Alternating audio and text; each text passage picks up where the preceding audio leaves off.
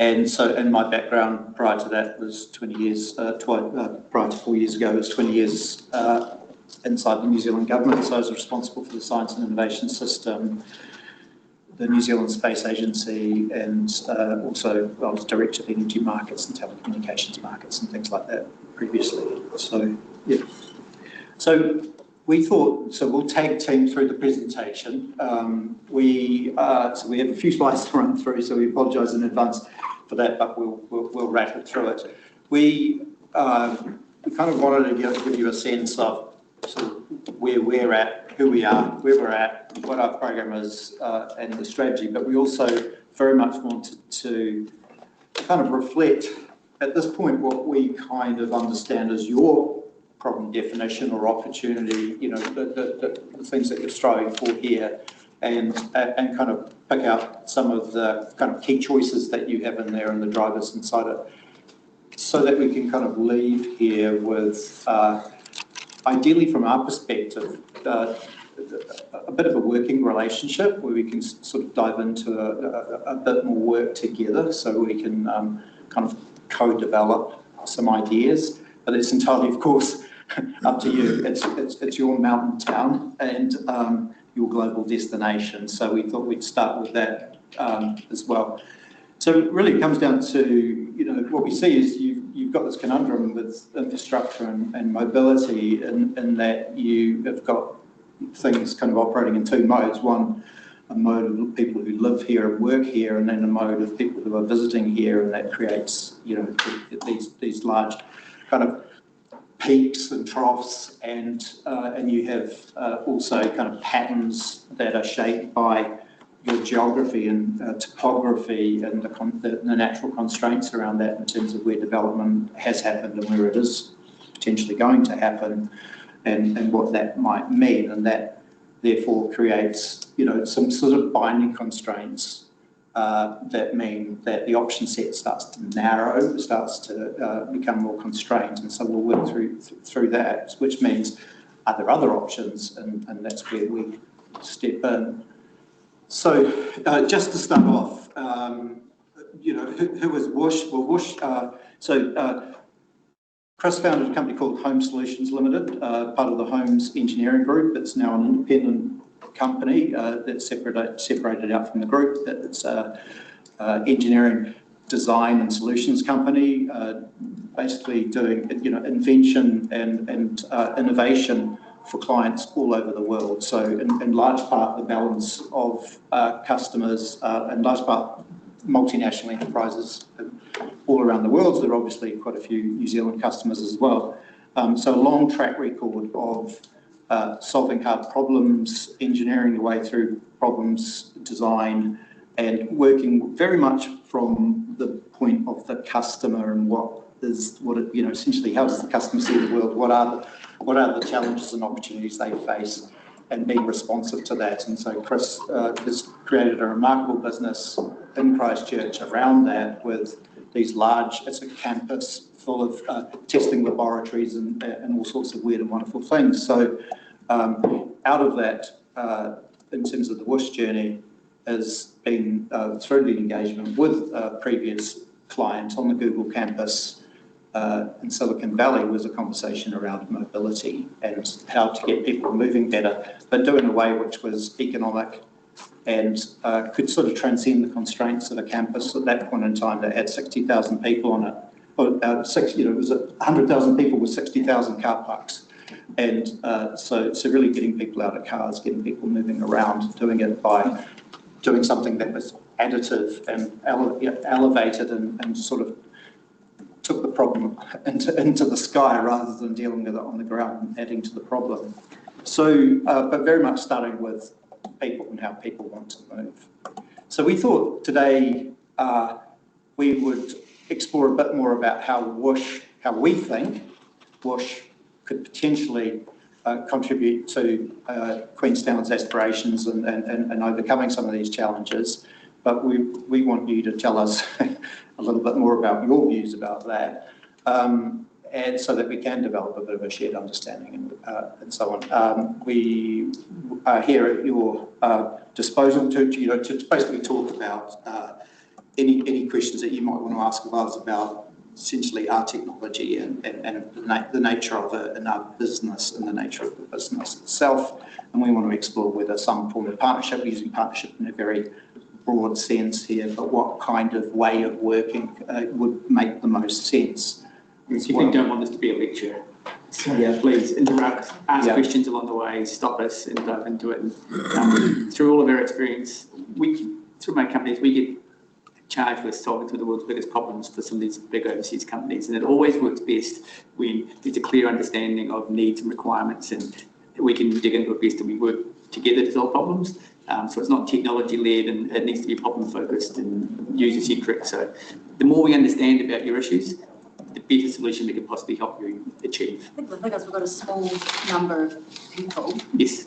And we're starting out and we're growing. How do we get something that's cost effective that, 100% isn't going to, sit as a massive risk for the ratepayers? Definitely. So how can you build something that's suitable for now, but expandable over time, that meets your customers' needs, and understanding all of those problems is how we sort of flexible approach is this. this? How many bases can you have?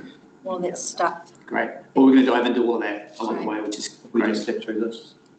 I kind of touched on this, but you've obviously got families, workers, kids that are studying all want to be able to move around freely and with as least friction as possible. So it's got to work for the residents. And you've also got this kind of key issue, which is you've got a landscape. The landscape here is a defining feature, and making sure that whatever a solution is something that really fits in with that on many levels. You've got all the visitors coming, and they're looking for seamless access to experiences. They are expecting that authentic kind of experience as well. And, they really don't want any friction between themselves and some fun or, those experiences as well. And so, I suppose our interest in Queenstown as WHOOSH is, it's partly because we are, and we'll talk a little bit about it, we're going to be a global mobility company. We are very much, about New Zealand and making an impact for New Zealand, and that will be one, that would become a successful company, but two, that actually we get to do some of our deployments here and have an impact on New Zealand's mobility challenges as well. And so we think that WHOOSH can deliver both of the, can serve both of these and reconcile to some degree both of these challenges. You're much more familiar than we are with this, so this is us reflecting back what we've read about Queenstown and where things are at the moment, and this pattern of obviously the challenge of a limited rating base, a smaller number of residents, and then this very large amount of visitors with forecast growth, and but already hitting a whole lot of limits as well. Plus also the function of geography, and then you've got these bottlenecks in the system. And so that kind of leads, and I don't think Queenstown's unique in this context, is that there are diminishing returns from traditional kind of infrastructure solutions, which is a challenge fiscally across the board. And you really are taking away with some of those traditional forms, you're taking away from the environment, risking your brand. And also there are some real challenges with public transport, not just in terms of the infrastructure for public transport, but because of people and people's choices around hopping into public transport, how they use it, how built into their days it is. And a lot of it is legacy, the real legacy systems and technologies. So you are seeing buses with 2 people on them, often making those journeys. And the idea that you can kind of will people into those is just not going to happen. There are very few parts of the world that really do get those kind of ridership levels that we aspire to. And then you've got this other issue, which you're even more acutely aware of, which is who benefits and who pays, and that you actually have this crucial role in a national economy as a driver of value, but a lot of that is externalised. The upside is often captured by others outside of this area. It's certainly not necessarily fully captured by those who pay the rates and the other, here in the district. And there's a reputation, on New Zealand's reputation, that everyone loves to tell a story that involves the Queenstown in their story, but are they paying for that story?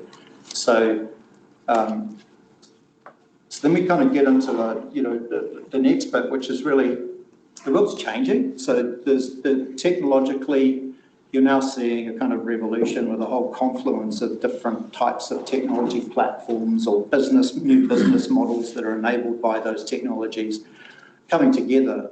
And there's an opportunity to really just grab hold of some of that. It's not science fiction anymore. It's here. People have they've rolled out some of these technologies. We already use them, obviously, with Ubers and so on, with platform mobility companies. But really, there's an opportunity to take it further. So we believe that quite a lot of this new technology and new business platforms have been de-risked already. And so WHOOSH is really building on, we're standing on the shoulders of a bunch of innovation that's used by billions of people on a daily basis. So, what does that mean? Well, rideshare is actually proven. It really goes to how people are responding well to rideshare because it actually suits them. It's convenient, the degree of convenience associated with it. Now, there's issues obviously with cost and the economics of it, but it's definitely been quite a revolution in terms of the way in which it comes on. It comes on demand to you. It serves you in that way. You've got this whole electrification transformation going on, and for WHOOSH as a battery electric system, you've got autonomy in that context as well. You're going to zero emissions. You're going to a much more efficient utilisation of energy as well. And you're also dealing with, in many cases, taking labour costs potentially out of the system for certain types of activities. Giving people choice. So people love cars, and cars are, they give us freedom and autonomy and so on, and they kind of respond to the needs that we have of being mobile throughout the day and so on. But there's a whole lot of attendant costs and challenges with it, whether it be traffic or parking hassles and so on, and you're just sitting in traffic. So so really what we're looking for here, some of these new alternatives are actually trying to take the best of what you get from a car and the things it gives you, and then but then taking away the downside. And for number 4 on here is that a lot of our public policy, our infrastructure funding models and so on are very much legacy approaches. They're looking for essentially they've just been designed around the technologies that we're dependent on for a long period of time, and it's not that we want to actually get rid of all of those technologies, not at all, but it is a bit of a constraint on how you bring on new solutions into the system. Globally, in terms of making transit solutions work, there are these 5 requirements that really drive whether you have a successful transit model. First one is, are you dealing with the first and last mile problem? So does it, are you able to access these solutions easily? Is the network got coverage? Because network effects are, the more nodes in a network, the more value in a network. So is it a network on demand, which is really about it being around a human, a person, who really responds to you, and is the frequency and so on. People do not like. I lived in Wellington for a long time. The hardest thing was just standing waiting and never knowing that bus or was going to get there at the right time. Transfers are interesting. So if you assume that people are going to do intermodal systems, you have a huge drop-off. So your aspirations around hitting those KPIs in terms of people moving between modes, sometimes you have to do it, but it's not how people want to move. And people, and really you're looking for light footprints that where you can build out your networks because they're lighter infrastructures that actually fit within the urban environment as well. So this comes down to our kind of the core driving concept for WHOOSH is that we think that the cities and towns should be designed around how people actually want to move.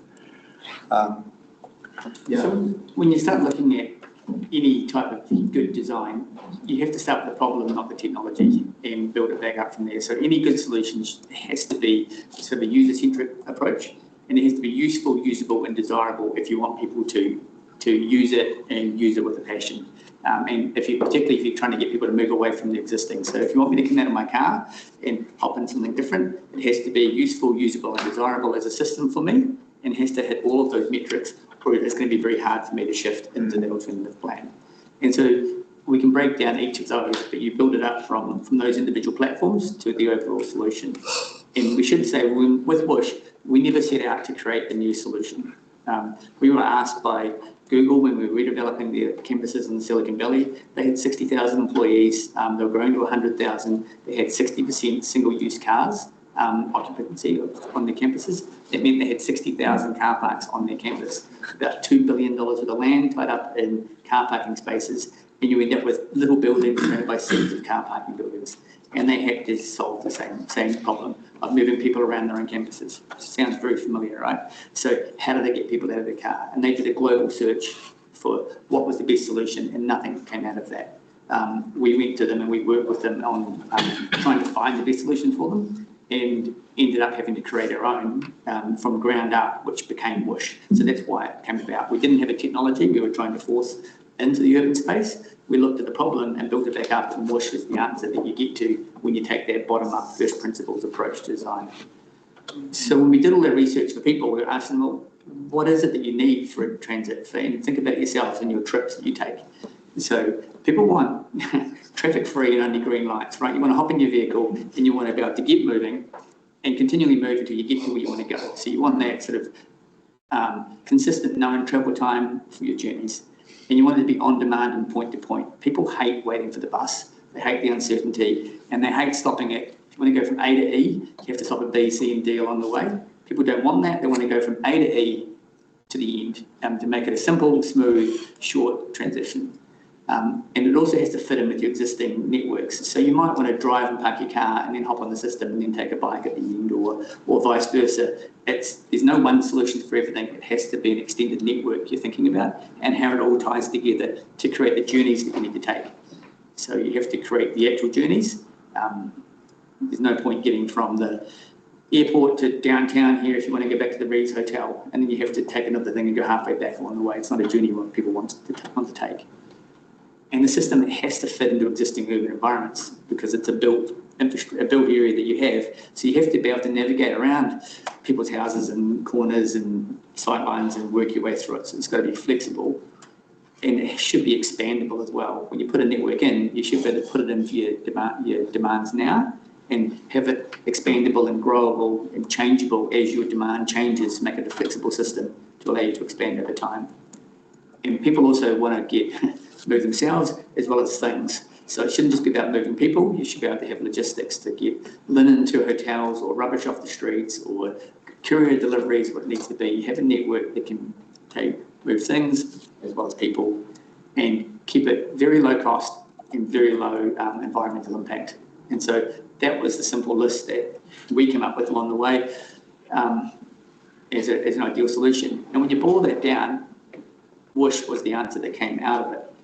It's an app-based system, so just think of the journey you might want to take. You hop on your app and say, I'm here and I want to go to wherever you want to go to.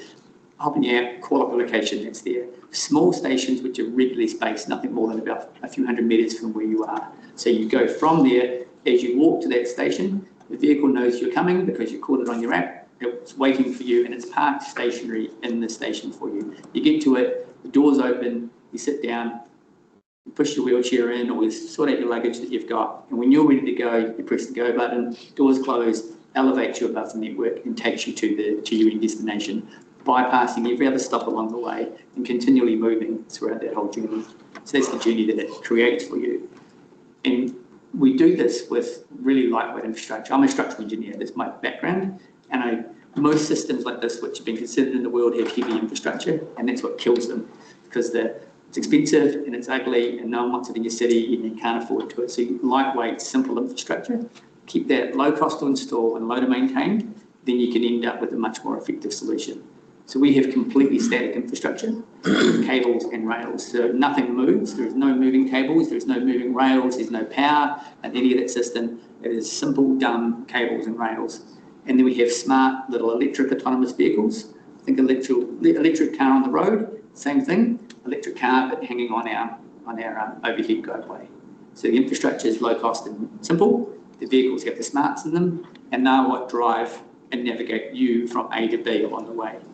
The vehicles are battery powered and they get charged when they come into stations and wait when you're being loaded and unloaded. They get charged in those points to allow them to operate continuously across the day. So, and the system's designed that it fits and floats above the existing infrastructure that you have. Like the picture there, you can still have your cars on the streets and people going about their activities with another layer of net additive transit. So it fits above, it doesn't impact any of the other roading functions. So that's what we were developing with Google, and that's what has become WHOOSH. So there's some key things here, as Peter touched on. It's real modular architecture, and it's relying on the billions of dollars of investment that's gone into batteries and motors and controllers and autonomy. We can harness all of that into our new network that's there. And we do this for a living across a whole range of industries of developing new things, proving them out and getting them to market. And we have this real validation pathway for this. So yes, this is the first time this has ever been done, but it's with known technology in a known way and a pathway to market that we're currently working through. Also an opportunity to engineer the business model for what this looks like, how it operates, and how we work with partners like councils like yourselves. So it's not just, we always say we're not Henry Ford and you can only get it in black. We don't want to come and tell you this is the route that you're going to get and this is what it looks like and this is how it's going to function and this is how it's going to work. We like working with people to figure out what's the best approach forward in terms of the business and how the whole system functions.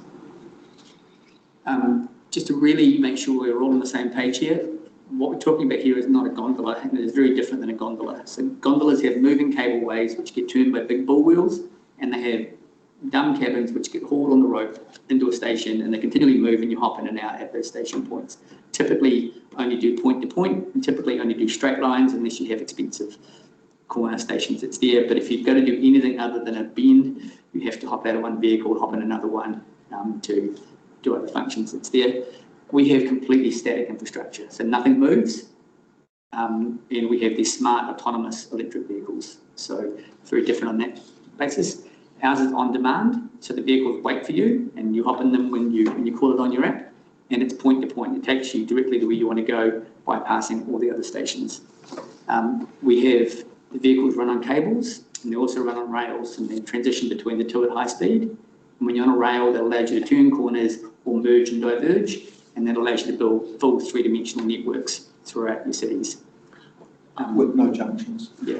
I see, so it's going along and you could go off or go straight ahead. Yep, definitely. And the vehicle chooses whether it's like a rocket in the sky or whatever. 100%, it's exactly what it's like. A junction. Yeah, so there's nothing, not like a railway line with a point where the track moves, because that limits your throughput. Ours, the vehicles choose to turn left or right, and the track stays completely stationary. Yep. So it gives you higher speeds and higher throughputs.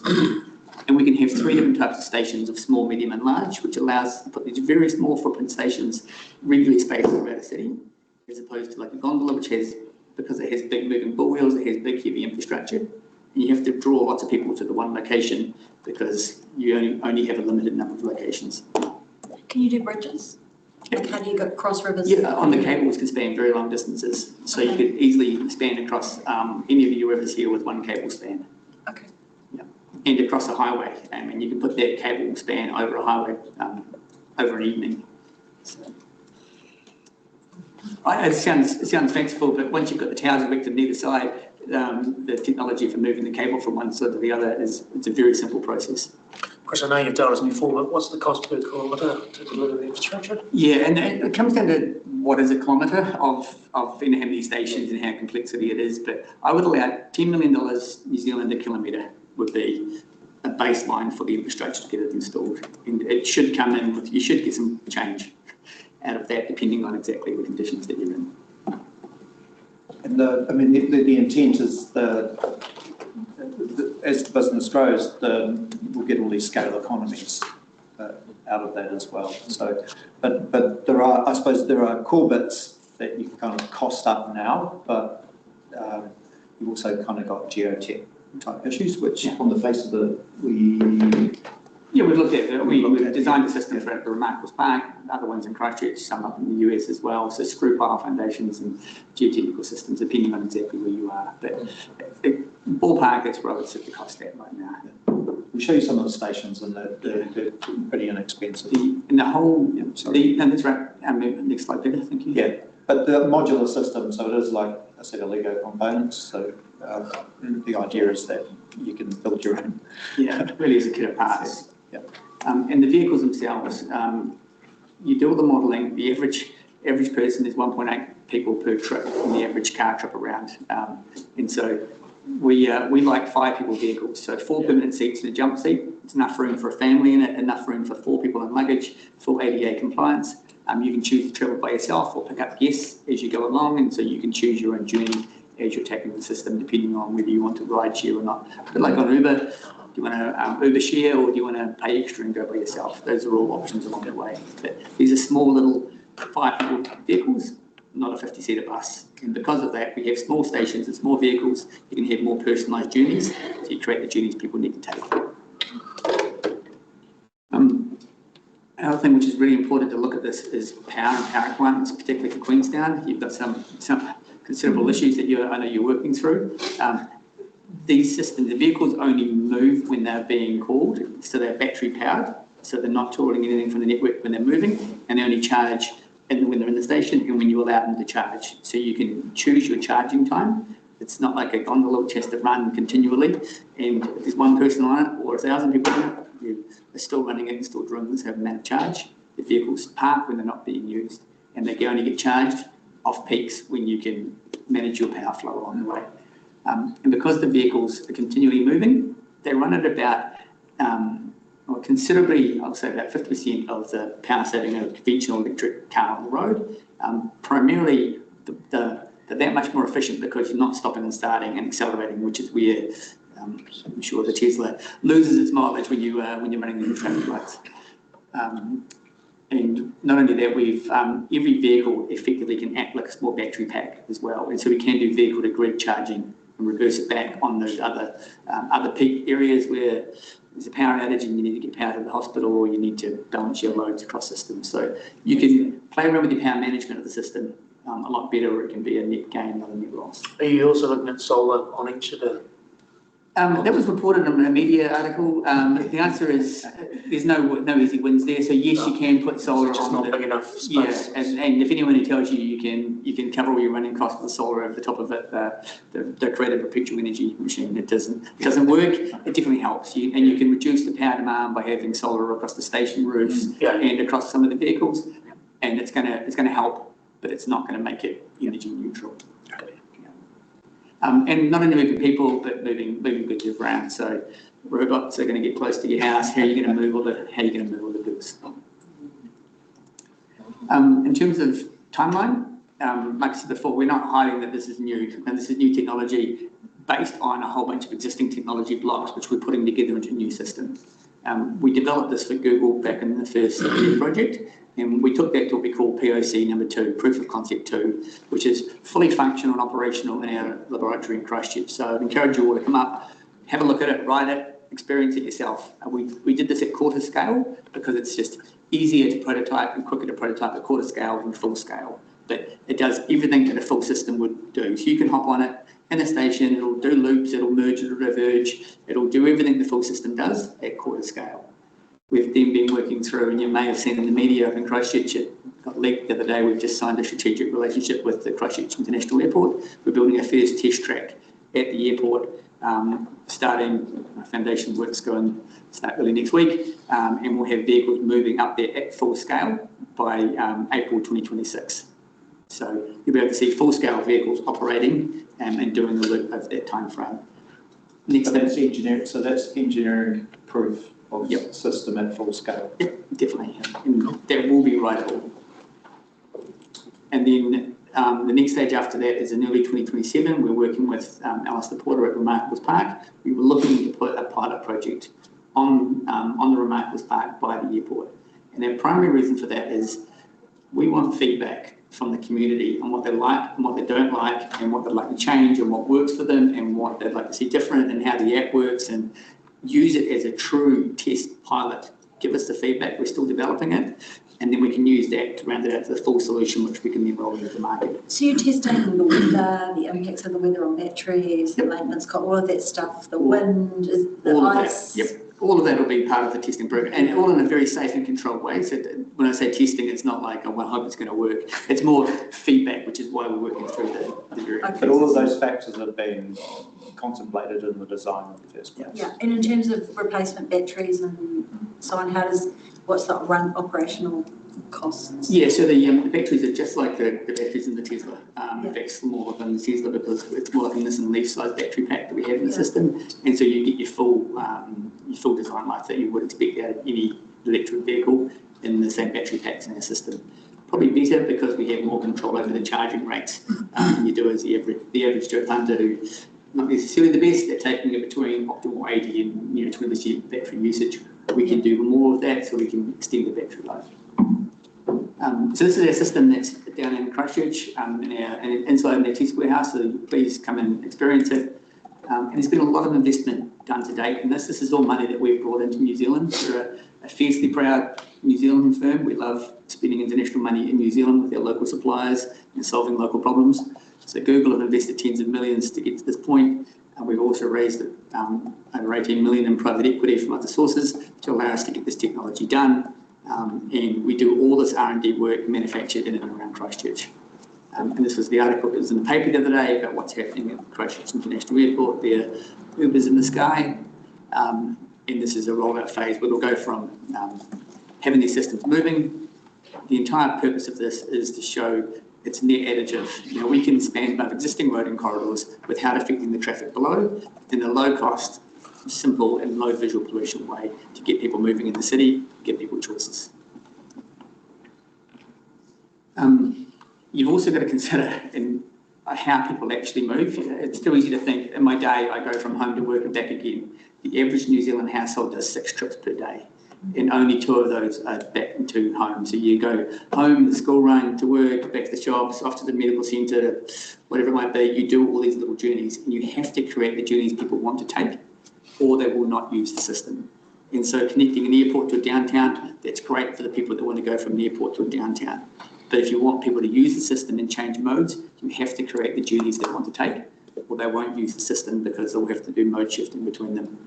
And you need a system which can be installed like this one. This is Denver, Colorado, that can be expanded over time as by bolting on another corner and another tower and another station. Wow. So that goes to your earlier point. So it's a scalable system. And each of those little dots are stations, and because the stations have a really big catchment area, then you can basically have a much bigger catchment area than if you only had 2 to 3 stations across a network like that. So is Denver the Mile High City? Are they exploring this at present, or is this just a concept laid across the earth? Because this is a public forum, I have to say no comment there. Cool, thank you. Chris, so do you think this is a all-in-one solution, or do you think you're sort of complementing sort of that last kilometre? I think we have a plan that we think would be this an all-in-one solution across the border Queensland Lake District region to Southern Corridor, Eastern Corridor, Franklin Circulator down to the CBD. And I think you can map all that out into a full solution that creates the journeys people need to take to do all of that. Can it work with other systems? I think you can really affect the economics if you start mixing systems and people want to cherry pick the high value economic solutions out of things and then leave the poorer part, the poorer cousins without the right level of connections. And those are decisions that that's why we've been going slow and having the right conversations at the right times, because we don't want that to happen. This needs to be a solution for Queenstown and everyone in Queenstown to give them equitable transit across all of the spaces that's there. So let's map that out and then figure out how we deliver that would be the first principles approach that we would take to solving this problem.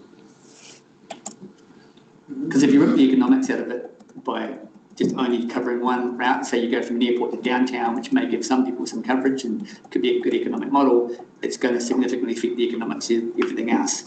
And then you can really affect the investment opportunities. Yeah, and so I'll just run through some of that, and it does tie into kind of thinking about ownership models, governance models, how things are regulated in a sense as well. So at the moment you've got a bunch of different tools in the toolkit in terms of mobility, but I suppose our view at this point is that there's a question about how the whole network is connected. Are there issues with that? First and last mile is challenging. Peak corridor capacity is a real problem and a really, really expensive problem, particularly when you get into things like bridges and so on. And the multi-destination challenge that we were talking about, and how things are integrated across modes. So I suppose our view is that you could look at something like 50 to 80. Now, this is the whole comprehensive network, and you can scale up to it from a much, much smaller version of this.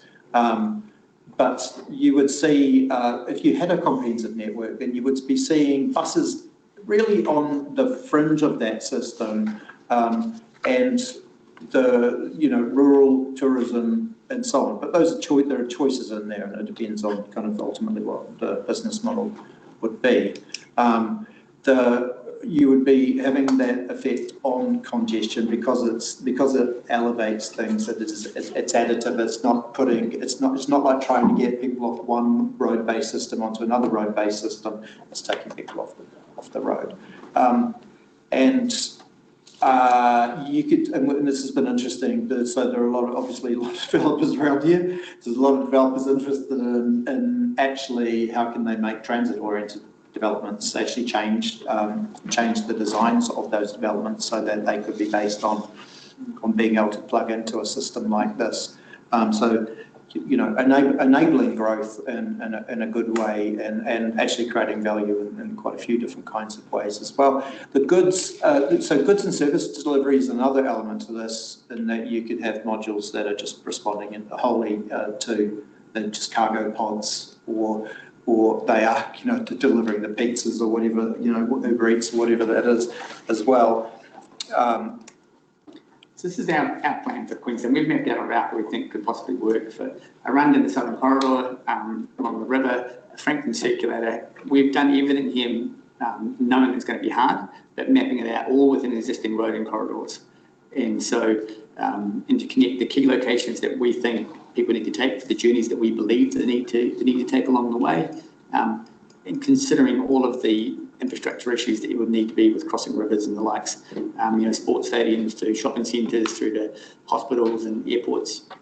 This is kind of a route that we believe could work across the broader Queenstown space, including a run down the river and up the remarkable ski field to really allow people to go from hotel to ski field without ever having to put foot on the road. And this is just a mains one that's there. I haven't explored and haven't mapped out what it would look like, and you go into the individual subdivisions, there's opportunities for all of that. And we chose to put this right down Franklin Road to downtown, knowing that's going to be controversial, but if you want to make a system where people want to take the routes, then they're going to want to get to the hotels, they're going to want to get to the stops along the lakefront. You're going to have to allow for it, and you're going to have to make tough decisions when you work through those. So, as controversial as other things we talked about. Yeah, possibly. So this is just our high level route. But I don't want to tell you or the community down here, because I'm not a local, of this is what we need to connect and this is the trips we take. And we would love nothing more than data. We love data. Without data, you're another person with an opinion. So if you've got data where people, you actually know where people are going and the trips they want to take, what needs to be connected, then we can actually make sure that those journeys are linked into the system as you go to build it. And then how would you go about that in terms of the scaling opportunity? You talked about you've deliberately chosen the roading corridors. Yes. Are there any planning benefits to do that? I believe there are, because it's an existing roading corridor, and so that's helpful in that area. There is the possibility of designating what we do here a utility, as well, which would also make it simple in and around those spaces. And So if it was considered a transport activity, that's anticipated on a road corridor. Exactly. And I must admit, when we launched these plans at Electrify Queenstown last year, I was expecting a lot of negative feedback about you can't put that in front of my house and where it might go. And there was a couple of people who were interested, exactly where pylons will be landing, etc. But the feedback was way more positive than I was. You find you a different crowd then. Yeah, I'm sure that people will still be there. But it's actually amazing when you go down Frankton Road, where the houses are and the sight lines. It's amazing you can avoid just about everyone when you actually map the right route out in the right way. Because there's a lot of flexibility around tower height and span. So maybe spans. Yeah, so typically we would span about 150 to 300 metres between towers, and so but we can span considerably longer than that. It just if you go longer, you have to go slightly higher to allow for the sag of the cable. And we always make sure at the lowest point we have clearance for vehicles underneath that, the standard road and corridor height. So if you're not spanning above a road, or so you can play with those distances. For example, if you're spanning across a river, and so there's no cars required underneath it, you can go over towers to. So what gradient? So you just set up remarkables. Would it go in a circuitous route? So yes, that would be the only way to go up there. We're not planning on going up the remarkables. Gondolas are great for going up really steep things, which are really snowy. So use them for what they're really good at, and that's what people expect. And so, but and I think and I've spent a lot of time doing research in this area and attended all the gondola conferences all over the world in this sort of space. Gondolas are running out of mounting things to put them on. They're now thinking this could be an answer to urban, and they've got this technology, and let's make it fit here. And it's fitting okay in some third world locations where they can span above people's houses and the sight lines aren't there and there are no roads. But there's a reason why gondolas haven't taken off as a key technology platform in sophisticated cities around the world, other than just more connected links, because it's a technology looking for a problem as opposed to a problem looking for the right technology. So I think, sorry, you were just saying that you would be able to go from here to the bottom of the remarkable ski hill road. Yes. That's, I think. Yeah, so down to the and then down to I was thinking down the river that Alice has been planning down there, and then from there you hop out of that, buy your chairlift, and then go up there on a separate. Yeah. Do you have a minimum gradient? Yeah, we're like 15 degrees. We're telling everyone 15 degrees is the maximum. Okay. Yeah, which is still a pretty steep road. There's not many roads in New Zealand which are steeper than 15. How many kilometres is your schematic there? I think that total mapped out at, I'd have to speculate, sorry, I think it's 50 kilometres in total. Might be slightly shorter than that. So per Matt's question, that'd be $500 million. Correct, if you were going to do the whole system. Or two BP roundabouts. What do you think what's that? Two BP roundabouts. Yeah. 2 BP, right, yeah, good point. And then what do you need in terms of a payback, in terms of per year, per annum, ridership, what have you? Definitely. Well, we'll touch, can we park that question? We'll come back on business models and ownership stakes and what they might look like later. But that is a very good question, because there's multiple ways this could be played out, and it's why we're here to have a conversation with you to figure out how you might want to be engaged in that whole process. Just while we are talking stations, I've shown lots of little dots on maps later. That's pretty cute, but how do you actually fit these stations into my city and what's it going to look like? We have 3 different size stations: micro stops, mediums and large, depending on throughputs, and airports might have bigger ones than a smaller bus stop style system. What they look like is like this. So this is one of our micro stops, and all of these stops are bypassed. So the vehicle here goes to one of our support columns and it spirals down to the ground. And then when it's at the ground, the other vehicles are still moving past in the network because it's offline. The door's open, you hop into the system. Once you've settled in there with your luggage and your family and you've got your stroller put away, the system will take off, spiral you back up and rejoin the network to carry on. Either way. Either way. And this system here, that whole station area takes up no more room than a single car parking space on the side of the road. So that's one of our small micro stops, which means we can put these every few hundred metres around to create the journeys that people can take. The next level up is more of a standard mid-sized station that's there. These vehicles come down, they park stationary for you to hop into them, and they carry back up. More of a linear. Charging with underground as well. So where you're unloading and unloading, more of a linear style station, it's a longer footprint, but good for like urban spaces, etc. Also good to note that you get the same level of service of the system day and night. You're not relying on drivers and night shift, etc. And so the same level of service and security day and night out of the system. It's not like we have to turn it off at night because there's not enough riders for it. Vehicles only move and there's people wanting to ride them. It's always available. Yeah. And then this system here, just a slightly larger version of that, which you could put at like an airport stop or a downtown stop. This video is showing vehicles moving past every 6 seconds. So this is still moving 3,000 people per hour per direction, which is a gondola at full capacity. But this is what it might look like at full capacity that's there. You don't need a station that can house 600 people into it to spend 6 minutes shuffling through a queue to get onto the vehicle, because you have stations scattered around. So you don't concentrate everyone, you spread them out into smaller vehicles across a dispersed network to create the actual journey people need to take. So that's the Presumably concept. you have to keep them moving, and you've only got so many stations. So when the last one comes in, that one would take off again, even if it's got no. Yeah, we haven't shown it yet, but oh, sorry. down in the station they can park in chevrons, so they come off the track and they'll park until you, and they'll back on and then carry on the network. So they don't have to leave in the order in which they came in. That's a good question. Charging in the offline. Yep, charging in the offline stations. So we've just started doing some modelling, and this is why, so more data will help this a lot. And we've based some assumptions around modal shift here. So what you principally see is that it comes in large part out of cars. And this is what we would likely see in a conservative context, just looking basically at the data globally in terms of things that we think are kind of analogous to this. And also modelling price and various things like that. But again, it's early days in terms of doing that work. So this goes to your question around business model. We're kind of starting socks before shoes with, let's just understand the context, then go from that to, then we can look at the financial model and how that makes sense in an investment context as well. But yeah, definitely, it would be, the thing is that this would be also happening at times that are highly valuable in terms of taking the top off congestion at peak times and so on.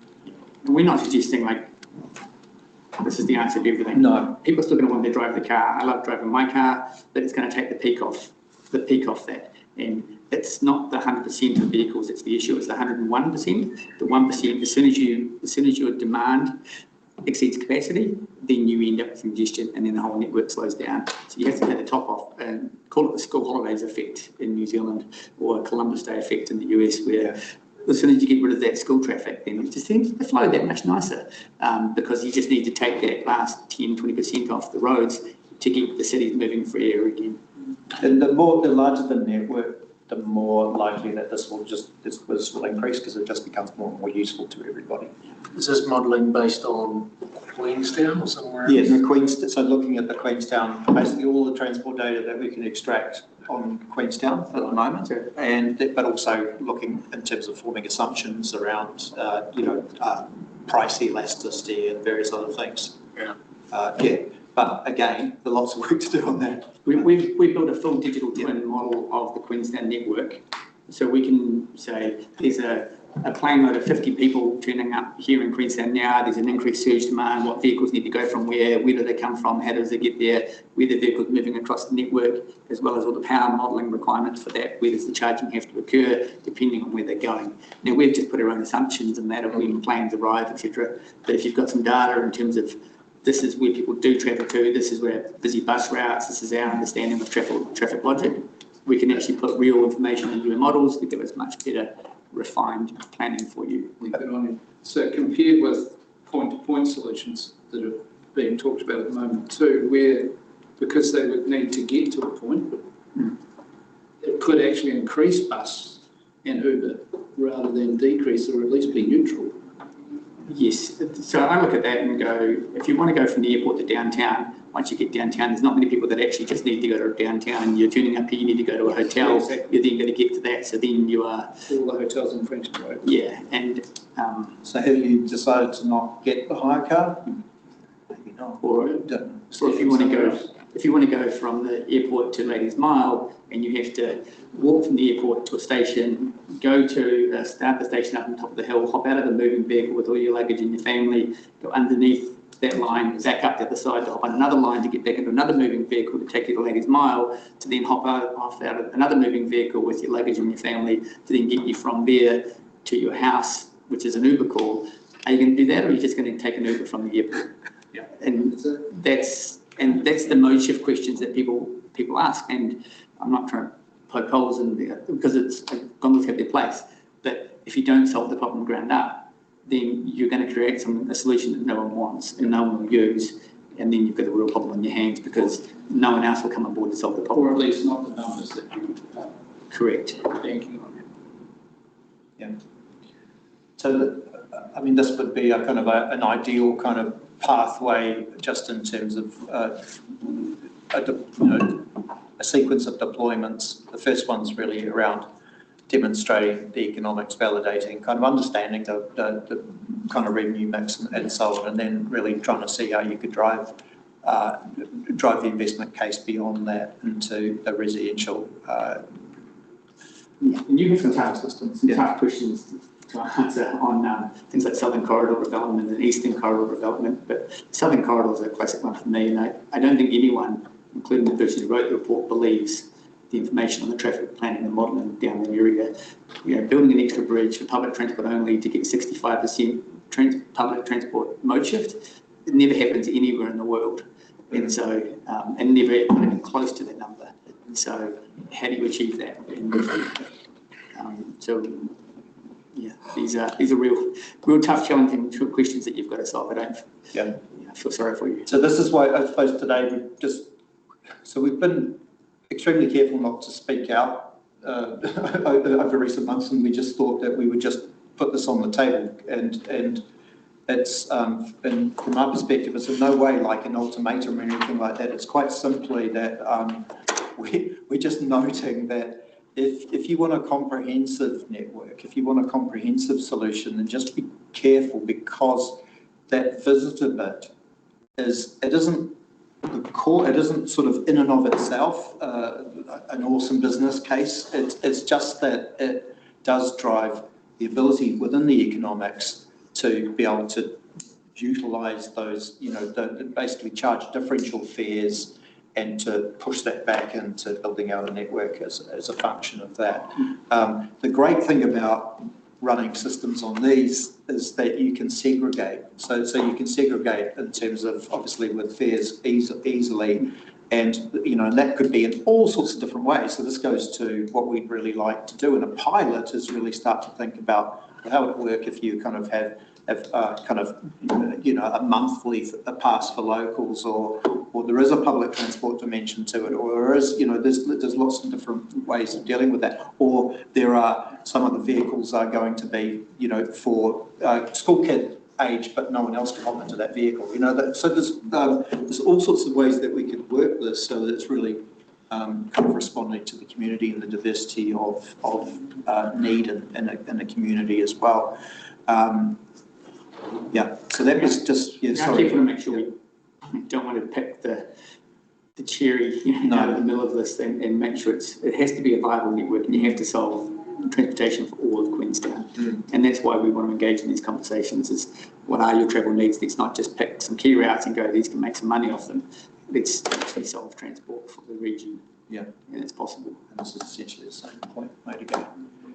And then on into the broader network, which could even be much more comprehensive than that in terms of suburbs and so on, with micro stops, so that people can. And what we're showing there has 50 stations across the network. Stations on top of the 10 mil per. No, that's included in that. That's included. Yeah. Yeah. Fine. Stations are a fraction of the cost of the gondolas. Yeah, so the stations literally are what we showed you there, some bent rail around a pole. It's not quite that simple, but there's no moving parts. Should be half a million. Any of that, yeah. You would have thought so until you get to buy some bent rail around a pole. Concrete's expensive. Yeah. I mean, then you have vehicle cost. So the vehicle cost is the other bit that you're running on there as well. And same with vehicles, you can start off with a smaller number and you can add them on as your demand grows and choose what you need and when you need it. Have you looked into who manages them? Like obviously you've got things up in the air, there can be emergencies, there are... Yeah. So there's a three-phase rescue strategy is what we have for our vehicles in a typical response, just from a safety point of view, because safety is an important point to touch on. The first one is they go into limp home mode, like your car does. If it's having a fault, it just slows down and it gets you to the nearest station. Parks up there, doors open up, you hop out, hop into the next one, and you carry on your journey. Yeah. The second thing is if one has an electrical fault and it can't move forward, the next vehicle, the vehicles in front of it, clear off, one behind it can push it into a station and drop it down to the station to get it there. If it's actually stuck and jammed or something's gone wrong with it on the network, an operator can rescue operator can come and hop in an empty vehicle. The other vehicles can move either direction out of it and can drive up to it. The ends of the two gondolas can open up and connect, and then you can transfer people into the other cabin in the air and then take it off, and they can go back and operate on that with the system. If there is a vehicle stuck there, it's a bit like having a car crash on a road. That bit of road's blocked, you can't go around it. You use the rest of the other roads, the other network, to navigate around that block. Right, so it's always what you envisage, two cables. Yeah, two cables, and if you've just got one run like down Frankton Road, then yes, that can cause issues. But in other areas, you just go around Frankton to avoid that block of road, like you would in the car if there was an issue to deal with. How high in the air are they? So the cars are about 12 metres high, and that's so that we can give the ground clearance when they go above the road. The other thing to think about safety is fires are really interesting. And fire and cable. So our cables terminate at every tower. So it's not one continuous cable across all the towers. So if you ever had a piece of cable break, you can stop the vehicle going either side of it to go onto that cable span, and the whole system's safe. Versus if it's a gondola and you ever had a cable break, the entire network comes down to the ground in every vehicle and every person in every vehicle. The other one is fire. Because if there's a fire on the ground, if you're crossing over BP roundabout and you have to consider a petrol tanker crashes there and catches fire on the road, this is a key consideration you have to do. You have to worry about the fireball above that and the heat transfer. Only way to get people out of the gondola is you have to keep it moving to get into the station. So you have to pull people through the heat source to be able to get everyone off it. And if you do overheat your cable, then the whole system comes down. Versus ours, if there's ever an incident underneath it, you can just drive vehicles either direction and the network parts, and then that one span. Who does that? Who can So the network controller controls all of that. Okay, so there's someone sitting there looking the whole time. You will it's all automated as an automated control system, but you will have one operator looking after the Can you network. communicate from a... Yes, to every vehicle. Yeah. Oh, wow, okay. So you can go, hey, my battery's on fire. Yeah. Not so much, not a concern about the batteries on fire, but more like if there was a fire underneath it or an incident around the network, we have much more control of the individual vehicles. Is there a lot of safety packed into this? Yes, 100% safety first. This is what we do for a lot. So think of them as EVs with all of the sensor systems and everything that you would have in a road-based EV. Okay. Yeah. And I don't know what those are, but... with battery fires, they happen because batteries overheat. So the cell damage, the battery design, you can engineer a lot of it out of it. Beyond that, you have a lot of temperature sensing in the batteries itself to make sure you're never overheating a cell across the network. And if a cell is starting to rise in temperature, we can pull into the station and take your vehicle out of service so you don't end up in a fire situation. Okay.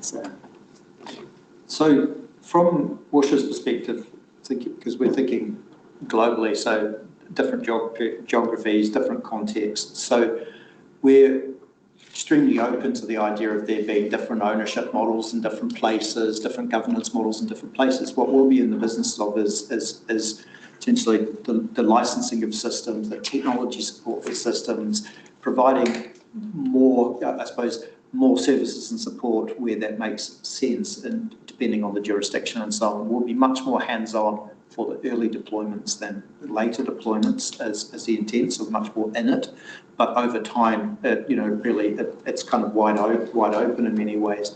That will also go to how things are funded in given context. It could be right on a spectrum wholly from private capital right through to other structures. And in terms of the revenue, well, there are different forms of value that are created by this, and it's a bit like railways, so, people didn't make money on the railways, they made the money on the land around the railways, and so there is, so you will see those types of effects, and this is a question for, a municipality is, how do we make sure that the people who are truly going to capture those types of values, that is also coming back into this system in terms of funding and infrastructure build out as well, rather than a basically free riding on that system build out. So, and there are some existing mechanisms for doing exactly that within it. There's also a question of, I know you've been hard at it in this context, but the role of central government, the value that this may create more broadly, and so on, and that may simply be that there are access to pools of capital. They are kind of akin to private sources of capital, but the government essentially, there's a risk factor in there as well. Then operating, obviously you've got fare box, you've got PT contracts which could be written on it, and there are other probably less substantive types of revenue that more relate to a global context than a single deployment. Again, ownership and governance, these are two stylised models at this point in time, and you can have, there's a whole spectrum of different things that you could have there between these two. I suppose our reading of this is, it's your town.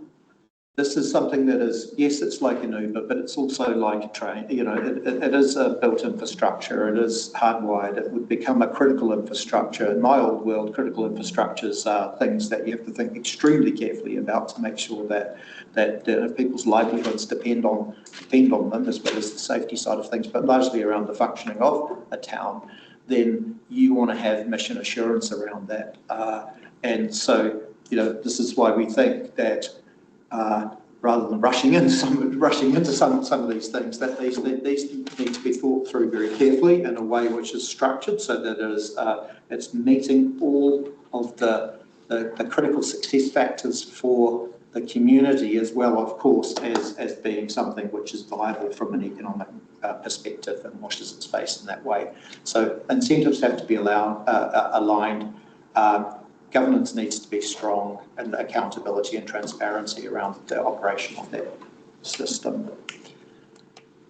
So this is where we come into, we're saying, I suppose our request or our offer is how could we prototype this, design together, really truly understand requirements beyond what we've already got in the hopper here, trying to really understand who's bringing what to the table in this, who has an interest in it, look at making sure that incentives are well aligned and that there aren't mixed incentives in there, and we've put it in the terms of structuring a transaction, but it really is just making sure that we've got a structured way of kind of working through at a later stage if we get to that point. Just briefly, with these things economically, you've always got two sets of things. One set of things are things that can be captured as direct value, and other things that are broader benefits. And that's why we have, cost-benefit analysis and broader economic studies of it, which, it's around what kind of growth is enabled by this. That's what we might broad. So you can make a broader business case in terms of those, those things which are really positive spillovers from having something like this network. Even things like, we didn't have to build that bridge. That's massive. So how do you make sure that that is taken into account in making in an investment decision-making process as well? Yeah. And even the time frame to put this in, compared with designing and constructing a bridge. Yeah.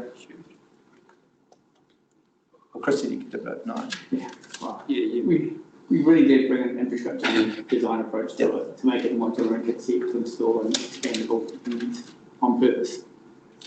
So what, I suppose, just going back to what we were talking about earlier, we'd love to have much more community engagement, having some stakeholder workshops, finding ways that, that you could guide us on what you think would make sense.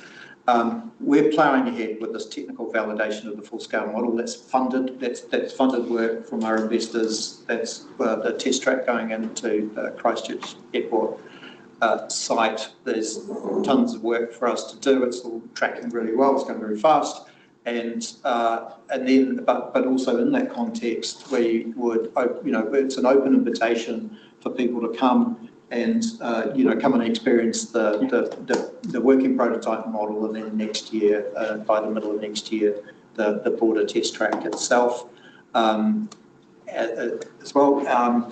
And really, then if we kind of go from community engagement to something which was much more like a co-design process, and we'd anticipate some engagement, well, lots of engagement with yourselves, some engagement with some of those national transport authorities as well. Not only in the funding context, but also we think actually from a regulatory perspective, there's been loads of work on compliance and so on, and it's the bread and butter of home solutions is dealing with those issues, and so we see that pathway is actually straightforward. And then a pilot demonstration. When we talk about a pilot demonstration, our ideal is that it's not just one where we're kind of asking people what they think, it's one where actually it's doing some useful work in itself. And for us, that helps, essentially it demonstrates those kind of commercial metrics that for us mean that we can start to raise the much greater capital to bigger things as well. So that's for us. Yeah, this is what we want. This is the journey that we're on. We've got projects around the world that are essentially in decision making and contract negotiations and so on, and there is this classic New Zealand tech company. There's a gravitational kind of draw from those. Our heartfelt kind of desire is that we get going here in the first instance as well. And we think there's a whole ecosystem of essentially you create a platform like this as a whole ecosystem of economic activity that's based on that in terms of supply chains and manufacturing jobs and so on. When we started Home Solutions out 25 years ago, all my friends who were engineers were leaving to go overseas because all the work was over there and all the projects were over there, and I was pretty damn determined we were going to do it differently, and let's bring the work to New Zealand and deliver it locally, spending international money here where we can, putting up a supply network and systems, and that's been a passion for our company for the last 25 years. That's what we're trying to do here as well. At some point, this will head overseas and it will do more and more, but we've got an opportunity now to keep it here. Local steel suppliers, local manufacturing companies, local installers, solving a local problem. Yeah. And so, like the buses made. Yeah, passionate about being able to do all that locally. Yeah. This is probably a question your investors ask you, but you're New Zealand based. What's the moat around you? What's proprietary? Because it looks to me like ski area technology. And then the second thing is, can you say who your investors are? So first thing, we've got a lot of intellectual property tied up in the cable to rail transfer system, the steering and the control mechanism of the vehicle and how it chooses which direction it's going to take, and then the network control functionality of the entire system. So we have a very big moat of intellectual property, granted patents as well as filing patents, technical know-how and some knowledge and some locked up code. So that's what we do as a business. We're very good at that. I think overall we have about 500 granted patents to our name, which we license to some of the world's biggest companies in that area. And just to show you how serious we are at that, there was a guy called Mark Pritchard who was brought down by the New Zealand government from Scotland to rewrite the New Zealand Patent Act. We hired him once he'd finished doing that work, and he now works as our Chief IP Counsel. So we're good on that front. We have a private equity, or a family, very reputable family out of Vancouver, as our funding source for for other funders, as well as all of our local New Zealand owner employees. So it's kind of co-funded between that with previous non-dilutional funding from Google. So chunk of funding from Google, private family office from Vancouver, and then local New Zealand owners of the business. What response have you had at a governmental level? At a ministerial level? at a couple of different levels. We've had really great support from Whakatane, the Ministry of Transport, in terms of the system. We were part of the Renovation Fund a few years ago, where they actually helped fund some of their early phase urban integration modelling to make sure that the compliance pathway was fine. We've had good engagement with MB. Who else we talked to? Sorry, Peter. This is your. Basically, we've been through all of the big government agencies in Wellington. They're all very excited about it. It's been more a question of us getting to this point. Now it's at the point where it's really interesting, because we can start to help kind of do stuff in the real world. There wouldn't be too many government agencies that haven't heard of WHOOSH or heard from us in the last little. I was thinking more if you had a pet minister or favourite minister, or who was a key supporter or advocate. Hard to go past Joseph as the local, right? So he's a passionate man where he's at. But William Brown has toured our factory in the past and ridden on the system. Back when he was the Minister of Transport, he was a big fan of it at the time. Who else have we had recently through? So I don't think there's any challenges. There's no problems in that context. It's been more, what do we want or need, or and to date we've been, we've had investment, got the capability, doing this work. It's heads down, just classic startup, but now we're getting to the point where we do really need all of that engagement, and that's everything. So we do think from the regulatory side of things, compliance, that's okay. From if we were to be contemplating, well, how do we make sure that that there is technology neutrality in transport funding, so that so we're a level playing field? I think in principle they're all going, yeah, that's great, but it's more, how do we get that system to transition? This is my life, kind of like working on those things. That's fine. Those people are actually really, really interested. They could see this as actually being a case study in that for themselves, where they could actually work it through. I think it's just packaging up and not. So I suppose this is part of this conversation. Is, can we get to a point where we've got something where we've got a shared interest in actually achieving something, and yes, it's got a few things that need to be solved along the way, but we then put that on the table and say that's our ask, and that's our ask in a time frame. I don't think they're necessarily mission critical things. I think we've got the agency. Things like scaling up the production side of it. Yes.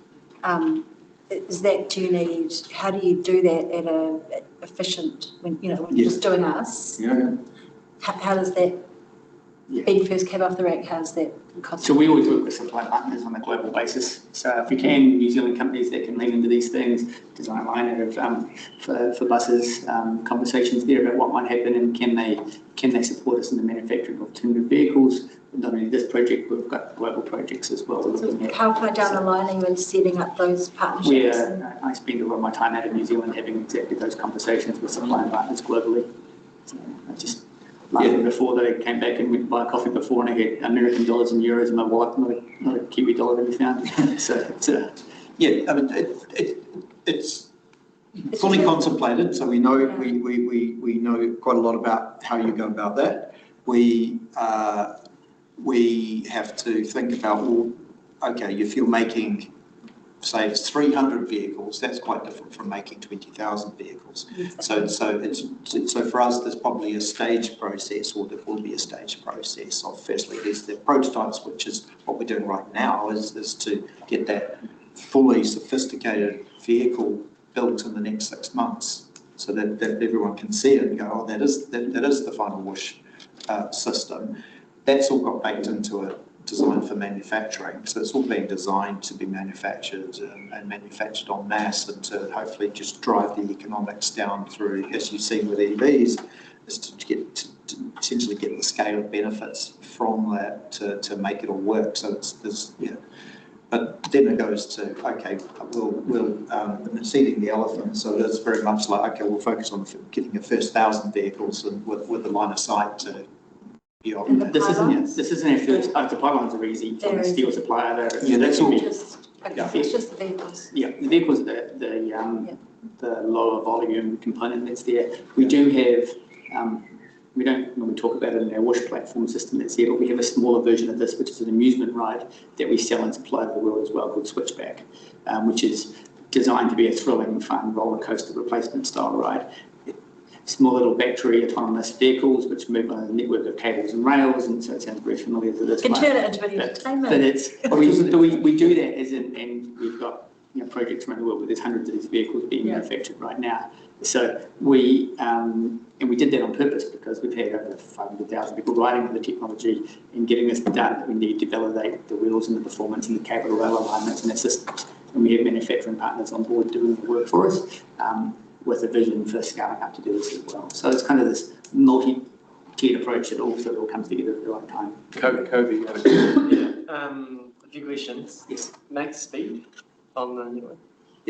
So average commute speed, so max speed, we can do well over 70 kilometres an hour down a cable, but you have to slow down when you go around the corner, etc. along the way. So there's max speed's not a number that we normally talk about. It's more opposed to an average speed. My electrical engineers tell me we've never got it at a second gear yet. They were keen to go faster.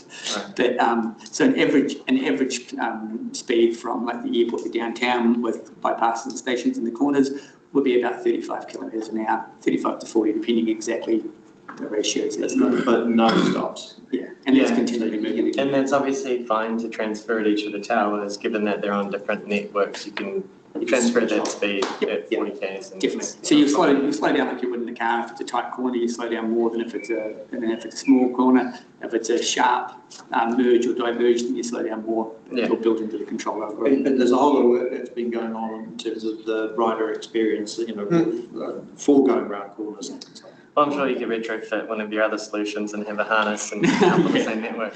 So the thing with that is you're a bit, there's any motorbike riders here, when you're in the car and you stay flat when you go around a corner, the G-force pushes you sideways. When you're on a motorbike, you lean into the corner and it stays centralised through you. So our vehicles, because they swing a little bit underneath when you go in the corner, you actually can end up a much smoother corner than you do otherwise. So, So obviously there is competing interests with a gondola, and I get that, WHOOSH is from first principles based, solved a lot of those problems, but why haven't you feel like you've raised the same private capital or interests in the same way? Because I assume you'd be talking to the same people about a similar solution. It seems, in principle.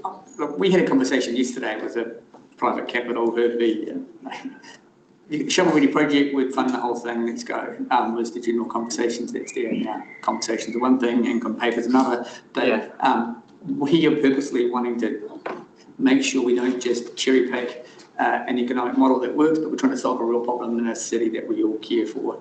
And so that's why having these conversations and figuring out what is the right engagement, where are the right routes, let's map it out to come up with a complete solution first, and then raise the capital for the system that's there. In the background, we're still finishing off the technology development, and we're not trying to hide from there. We are still finishing off that development. That's why we've got a test site in Christchurch. But this is what we do. 20 years doing exactly this for some of the world's biggest companies. So we've got that pathway going. We have these conversations. We create a network that everyone wants. Then that's a fundable solution. And do you feel like there is a sort of level of maturity when you feel far more comfortable at scale in the coming years, or like time horizon? Do you think a lot of it's just down to the time pressure of it, that there is motivation for another solution? Does that make sense? From our end, Queenstown's not our everything. I'm sorry to say that, but we've got broader views globally for this, and we're working down a pathway, and it looks like the timing of this project fits nicely with our development pathway, where we come out of the Christchurch system, we build a pilot project, and then at that point we have everyone's experienced that, we're ready to go for full commercial development, which would fit quite nicely with the time frame for when you need to deliver. If it doesn't, and we're too slow, that's okay. And if you guys are later down the line, that's fine. You can hop in the queue with a few others in that space as well. But to me, it looks like at the moment the timing works quite nicely on our pathway. And the thing I like, Queenstown, it's one of my favourite places to visit. You have a problem, and you're geographically constrained between rivers and lakes and mountains. You've got no room for roads. You've got no room on the cars, on the roads for more cars. And you need to think differently about it. But it's actually a solvable problem. You're not Auckland, where you're trying to figure out how do we fix these millions of people. You're trying to fix these tens of thousands of people. And that means there's actually a chance to get the world to look at what you're trying to do here and go, wow, that's the case study, but how to fix this. And the chance to do that in our own country with our own tech and actually make a difference down here, it's too compelling not to keep coming back and talking to you about. That's what drives me. Oh, yeah, thanks. I was trying to remember when you came last time, it was probably 2 or 3 years ago now, you were talking about the Remarkables Park trial. I don't remember there being a Christchurch Airport there was trial not. at that stage, no. Sorry. Oh, and I was going to say, I can't remember also what the timeframe was. I thought we were going to perhaps have seen the start of that by now, but it's taken a bit longer, obviously. So there's a couple of things in that front. I've been optimistic in my timelines in terms of regulatory pathways and compliances, etc. So there's a bit more work we've done on that area, so rightfully gone a bit slower. Secondly, our smaller version of what we're developing here, the switchback amusement ride, has been way more successful than we ever thought possible in the market. And I diverted a little bit of resource over to that to catch back up. And now which is good because it even further de-risks what we're doing here. Yeah. Now we're playing catch up quicker. So a couple of delays on that front. We're probably about 6 months behind, maybe a little bit more from where I was talking about last time. Okay. The other question I've had, probably since you spoke to us last time, was there's a lot of push towards removing overhead infrastructure, putting power cables underground. Yeah. Have you had much feedback on the introduction of new overhead equipment? Yeah, we've done quite a lot of research on that and what is considered to be a visual obtrusion, visual obstruction when you're looking at it, diameter, size, colour and height. There's a height limit above which it becomes less intrusive, if that makes sense. So the height of telephone lines and power lines is almost the worst that you could get because it's close enough that it's just there. You go up a little bit higher like our cables are, it disappears a lot more, and very happy to share that research paper that's been done. But I'm not trying to hide from it. We're going to have cables and vehicles moving along them. A vehicle every up to 6 seconds along the way, like in models are showing, at full systems at full capacity. And so there will be a visual impact with that, but we're doing our job to minimise what that will look like. Okay. My other thing that I've been thinking about a lot recently, and I've been sort of raised it with the Trails Trust, and I think also Rod Drury might have mentioned it to you directly too. He's had a similar idea, but the Transport Agency spent a lot of money and time investigating crossing the Kawerau River for the A7 cycle route. Yeah. We've also got the A8 route, which I think was on your map, goes from Lake Hayes Estate across the river and then back across to Remarkables Park. Correct. Would it be feasible as part of your Remarkables Park work to install that section across, crossing from the far side across to Remarkables Park as part of that trial? I would like to. A simple cableway for... Yeah. And Rod has approached us about doing exactly that. And I would take it one step further. I think if you can go from there down to the Remarkables Park ski field car park, then you've got the ability to park your car in Frankton and access the ski field. It's just a shuttle run down through there. It's a nice little connection. Yeah. It's there. We'll give you the river crossing for cyclists to come down and across, and I think it's a very elegant solution. Yeah. So is there any moves towards seeing whether that can actually happen with the river? I'd love to have that happen. I should reach out back out to Rod because he did ask us to do that for him a little while ago. I think he's definitely interested in the bridge part of the active travel route at Lake Hayes Estate. Yeah. It's just this missing link that we can't get across because of soil ground conditions. Yeah. And I should just say, sorry, I'm an avid cyclist myself. Yeah. The cycle trail network keep building in here is fantastic. I did the new trail from the shot over round to Arthur's Point and round. I reckon that would be one of the, and I've ridden my bike all over the world, I reckon that would be one of the best short gravel rides I've done anywhere in the world. Right. Just that is an absolute world-class trail. So thank you for all the hard work you guys have been doing. And there's no issue with compatibility of taking bikes on the... No, it's been designed for exactly that. Yeah. And my final question was just out of interest. I overheard you talking before, what led you to bringing a taxi into town rather than catching the bus? It's proximity that was there. Because the bus is only another 5 metres across the road. Yeah, I know. Well, firstly, it costs $2.50. Yeah, I was regretting my choices. The first thing is I didn't know exactly where the bus stop was, right? So I would have had to find it, and that was laziness on my behalf versus looking for it. Yeah. So it's out of interest. It does make me laugh that Ubers used to be the glamorous way to go somewhere, hop in your phone, there's a car waiting for you. Nowadays, you seem to be there with a queue of 300 people looking at your phone, waiting for when your car's going to turn up, and it says it's 3 minutes, it's more like 12, and versus there's a taxi sitting right there waiting for you, there's a door and you head to walk past it. So it was pure laziness on my behalf.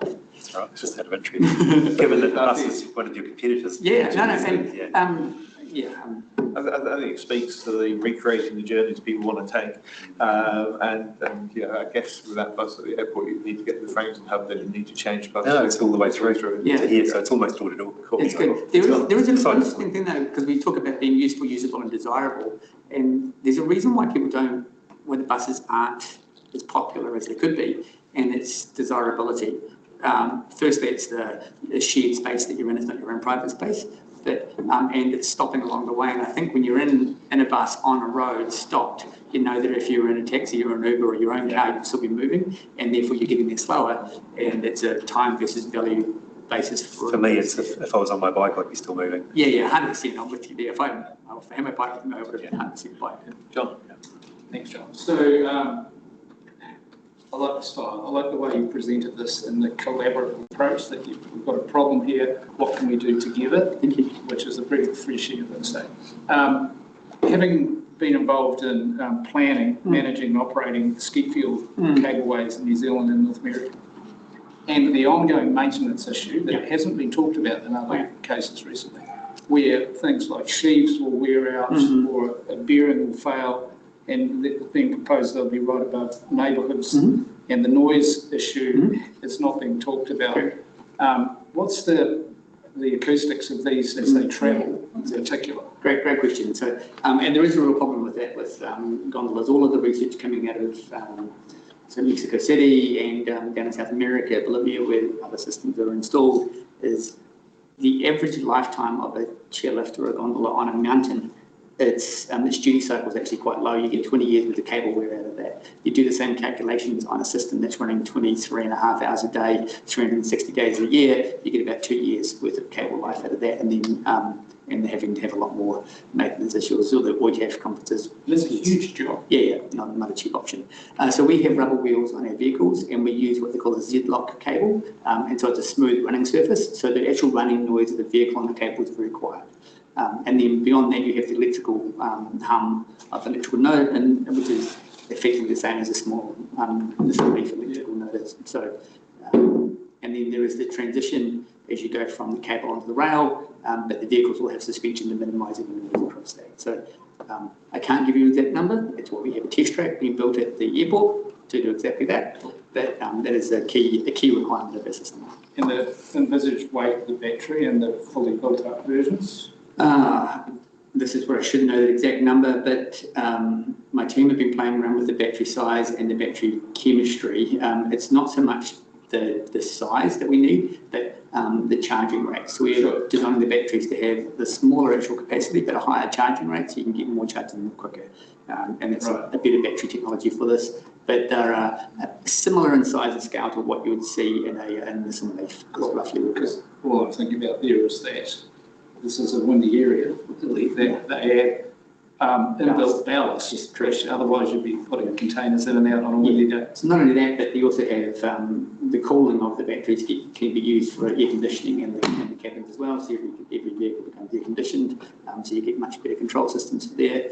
And we also, because we have independent drive of our vehicles as they're driving themselves along the cable, we can use that forward-back drive motion to damp out the lateral sway when you go around corners and wind as well. So you can actually, I don't know if anyone's ever driven a crane or played with anything, if you get a pendulum swinging underneath your hand and as it's swinging and you move it towards where it's going, you'll dampen out the motion. We can do that by driving forward-back to dampen out the swing, which makes it better for wind conditions. Thank you. Will they have little windows in them? So, for the claustrophobic? Yeah, so they will have windows, nothing that opens, but there'll be air conditioning to blow through along the way. You don't want opening things, you don't want people jumping stuff out. I know you don't want people jumping out, I totally get that. But no, small. No, so preferably not. You want it as a closed environment where you can.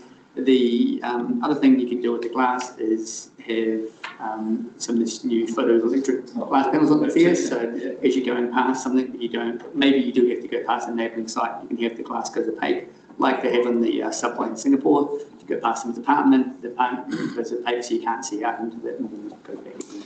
And so that your conditioner will warm them in winter as well? Yep, in fact, it's all app-based, so you can have a preset for the temperature you want before you hop in it. Glass floor? Not when Batteries in the way. Have you considered finding a manufacturing partner that is at scale that can produce them quicker? Yeah. Yep, had exactly those conversations. It's basically a small electric vehicle that we are producing here, and there's some pretty amazing little manufacturers out there. So those conversations are on. It's unlikely in the long term the vehicles will stay local. Yeah. We're trying to, but it's limited options in the New Zealand space, but conversations are progressing. Well, the network might stay local and the vehicles can be imported. Yeah. Okay, well, mindful of time. Yes. Thank you for coming and presenting. I'm sure if councillors or media have got any questions, Yes. you guys can hang around if you've got a bit more time. Definitely. But obviously those that need to move off elsewhere. Yeah. Thanks for joining in. And if anyone is up in Christchurch, I'll make sure you've got my details. Please reach out. Yeah, feel free to come up and have a ride and have a chat and stay engaged with the developments as we're going through it. Yeah, and can I just acknowledge Andrew, thank you for making the connections and setting this up. So. Thank you. Thanks, guys. Thanks. Yeah, thank you very much. Thank you.